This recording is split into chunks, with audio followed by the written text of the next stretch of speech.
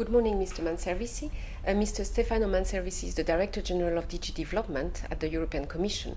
So you would all understand that it's a key development organization for the ACP readers and listeners. Mr. Manservisi, first of all, thank you very much in your very busy schedule to be with us today and to give us some time, and specifically to talk about the European Development Days, which has become now really a milestone in the development debate. And will soon be the third edition in Stockholm. Well, indeed, the Development Day started with a simple idea to have a platform to talk about development with developing countries from the European point of view. The European Union is the biggest provider of ODA in the world, but it did not have a place where to talk about all this from our perspective, and therefore this was the starting point of Development Days. Now, after 3 editions of the Development Days, it took off very, very importantly, and now has become one of the most important platforms for talking not only about development, but to talk with development partners and with development actors, which is now seen in the world. And it is important to have that from a European perspective. I would like to underline this because Europe has a profile, Europe has values, Europe has a way of doing development activity which is quite peculiar. I would like to offer this for discussion and for partnership.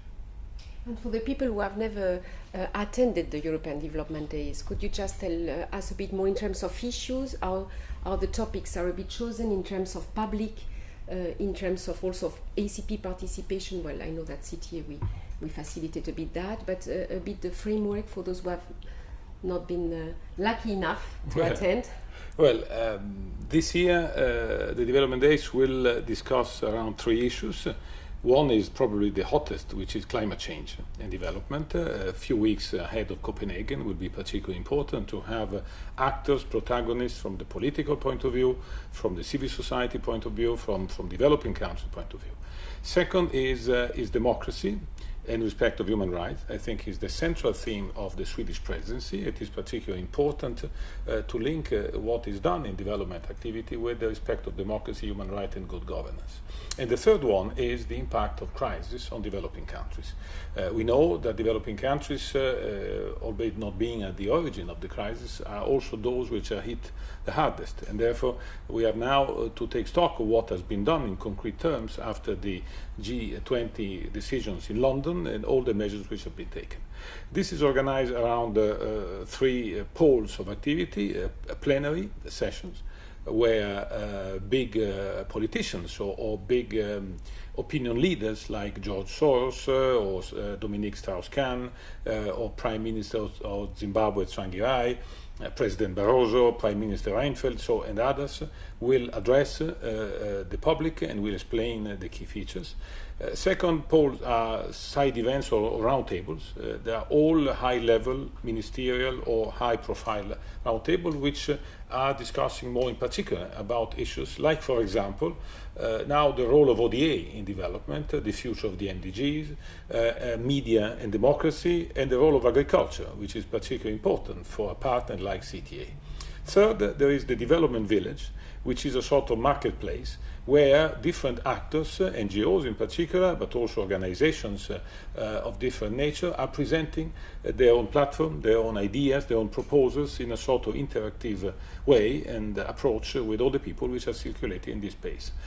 By the way, 5,000 visitors are expected, and there are many hundred of speakers which will take the floor in one of these 3 poles. So it will be extremely lively, and therefore I suggest that people come and participate actively.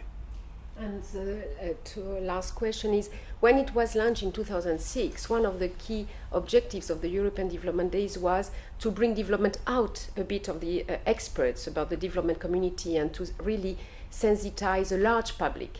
In that respect, are you happy with the results? Do you think that you have really reached that objective? I think that we can always do it better in the sense that it remains after all something which is mainly addressed to people which are already into the activity of development. It's not a wide public in the sense supposed to reach out physically all the people which are interested at large.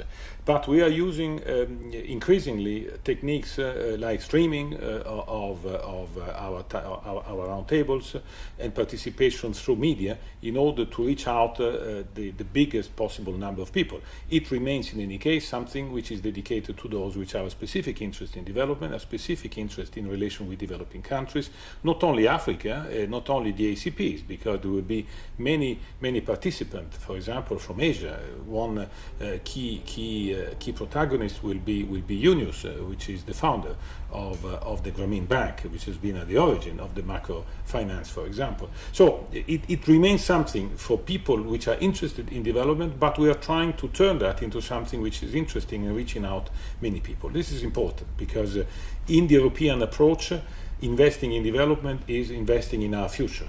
And Europe can project its own values, its own experience into this. Therefore, it is important to be inclusive as much as possible.